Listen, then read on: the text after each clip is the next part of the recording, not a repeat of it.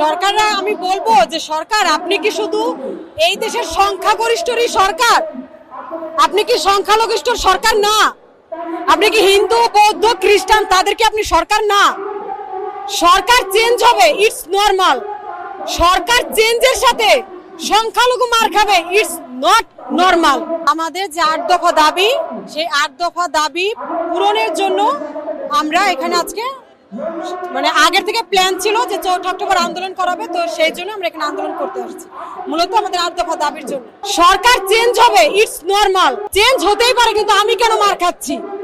কেন এই দেশে আমি আমার অধিকার নিয়ে থাকতে পারছি না? আজ ২ মাস, ৫ আগস্ট থেকে আজকে ৫ অক্টোবর, প্রায় ২ মাস, এখনো আপনি চুপ কেন? আপনি আমার কোশ্চেন আপনার কাছে প্রধান উপদেষ্টা, যে এখনো আপনি চুপ কেন?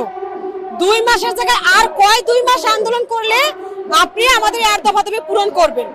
নাকি আপনি আরো ঘরবাড়ির আগুন দেখতে চান, যে ঘরবাড়ি আরো জ্বলছে আগুন, বা মা বোনরা নির্যাতিত হচ্ছে, বা কি বলে মারপিট হচ্ছে, রক্তাক্ত হচ্ছে?